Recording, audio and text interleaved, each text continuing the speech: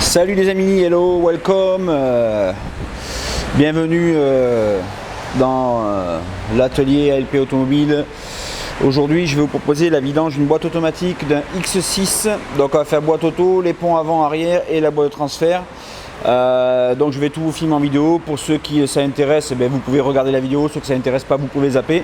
Il n'y a pas de souci, on n'est pas là pour se prendre la tête, on est là pour s'amuser, pour se détendre un petit peu.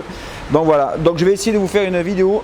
Donc je sais que j'ai déjà fait des vidéos sur des boîtes auto, mais là c'est un X6, donc voilà, on va faire la totale. Et ensuite il y aura une vidéo sur le remplacement des roulements arrière sur une 530 GT. Donc on verra comment cela se passe et si vous êtes sage. Alors je vais faire la vidange de cette boîte automatique, sinon vous risquez de vous retrouver en panne.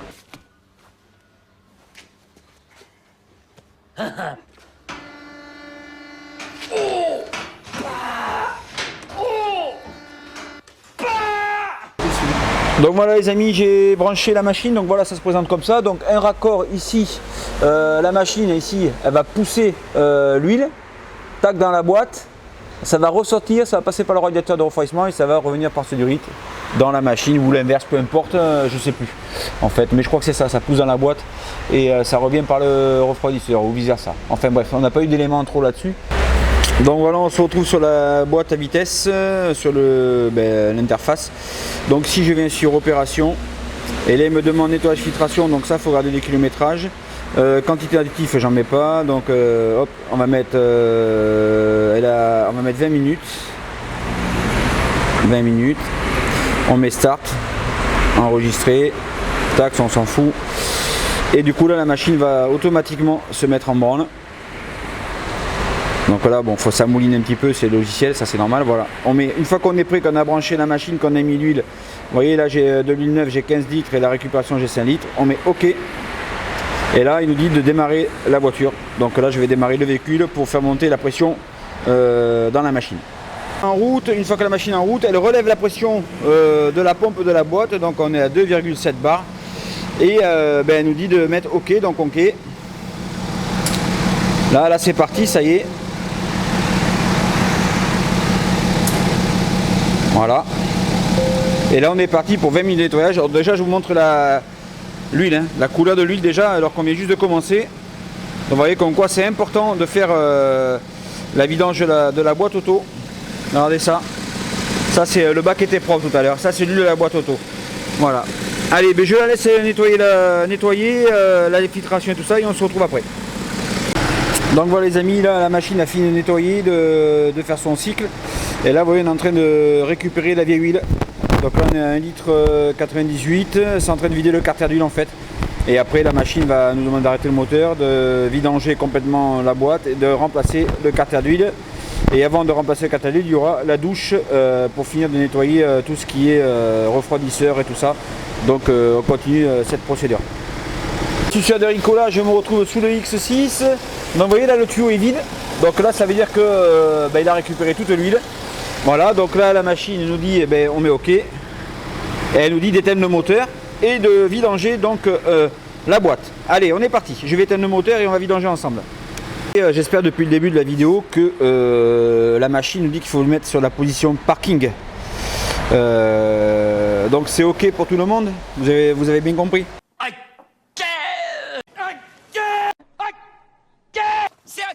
On se retrouve sur la boîte, j'ai remis mes gants de protection parce que là c'est de l'huile hydraulique et on sait très bien que les industriels nous empoisonnent, hein. Voilà, on va pas polémiquer là-dessus. Alors bon, 9 fois sur 10 le bouchon, vous voyez, on peut pas le dévisser. Regardez, 9 fois sur 10 c'est bloqué, on peut pas le dévisser. Donc moi ce que je fais, je dévisse le taux de boîte tout doucement. Donc là il va falloir que je défasse le support de la boîte à vitesse, donc c'est un peu con. Parce que les boulons sont derrière les vis, voilà. Donc il faut que je démonte tout ça et puis après on va enlever le carter d'huile. Bon, c'est pas une douche pour vous, hein, vous mettez pas dessous. Hein. Allez, là, on est parti. Là j'ai mis la machine. Alors vous allez voir la douche comment ça se passe, je vais essayer de vous vous met ça, vous voyez, ça évacue toute la vieille huile. Hop. Voilà. On appelle ça la douche, hein. Voilà. Donc là, ça évacue toute la vieille huile qu'il y a dans le refroidisseur d'huile. Ça évacue toute l'huile. Donc du coup, ça passe, comme ça en fait. Ça va vers le refroidisseur d'huile et ça pousse. Voilà, vous voyez l'huile comme elle est calme maintenant. Voilà. Et là, on a la garantie que c'est la vidange est bien faite. Voilà, parce que sinon, on peut faire aussi la vidange à l'ancienne, mais l'inconvénient qu'il y a, c'est que ça ne va pas vidanger le convertisseur de couple. Donc vous allez mettre de l'huile neuve dans la vieille huile. Et en fait c'est comme si on prenait une douche sans se laver quoi. Voilà, c'est un peu pareil. Donc voilà, donc là on a fini la douche. Je vais laisser refroidir la boîte à vitesse puisqu'on a des degrés à respecter pour pouvoir faire son niveau. Pas la remplir, mais même faire son niveau. Donc c'est pour ça que je dis toujours à mes clients, il vaut mieux me l'emmener la veille. Bon là il ne pouvait pas me l'emmener, donc c'est un peu dommage. Donc il en est ce matin et là on doit être on est à 50 degrés, 51 degrés, donc on va laisser refroidir. Là je vais aller manger et on reprendra ça bien évidemment tout à l'heure. Après quand on fait des vidanges avec la machine comme ça, on est sûr d'avoir une boîte à vitesse qui est parfaitement fluide, souple et ça peut résoudre aussi des problèmes d'à-coups qu'on a par moment. Donc voilà, je dis bien ça peut résoudre, hein. C'est pas garanti à 100%, c'est pas un remède miracle, c'est juste de l'entretien, hein. C'est comme si quand vous faites la vidange de votre moteur parce que le coussinet claque, si ça claque c'est déjà trop tard, hein. Ça sert à rien d'essayer de mettre de l'huile neuve pour faire disparaître le bruit. Donc là c'est un peu pareil. Donc on a fait la vidange de la boîte, on a douché la boîte entre guillemets et comme ça tout est ok. Donc voilà, on se retrouve sur la machine. Alors là, faut pas que je fasse ok parce que j'ai pas encore mis le carter d'huile. On est à 38 degrés. Alors ça c'est en fait c'est la température de la machine, c'est pas la température de la boîte à vitesse. Vous l'avez bien compris parce qu'il n'y a pas de sonde raccordée à la boîte à vitesse. C'est la température du liquide, enfin de l'huile, qui se trouve dans la machine et que la machine mesure. Donc du coup, je vais remonter le carter d'huile. Je vous montre comment c'est fait. Voilà, c'est fait comme ça. Et vous voyez l'huile comme elle est noire. C'est pour ça que c'est très important de faire la vidange au boîte auto. Voilà, donc du coup je vais remonter le carter d'huile, je vais huiler le petit joint du filtre qui vient se mettre là-dedans. Et après on va re-remplir la boîte à vitesse. On a remis le carter de boîte, je vous montre. Voilà, serré avec les dynamométriques. Bon ça je vous le montre pas parce que vous savez faire. Et là on va réinjecter l'huile neuve. On met OK. Donc là on est toujours moteur éteint, toujours sur P. Et là c'est parti. Là je vous montre. L'huile neuve ici.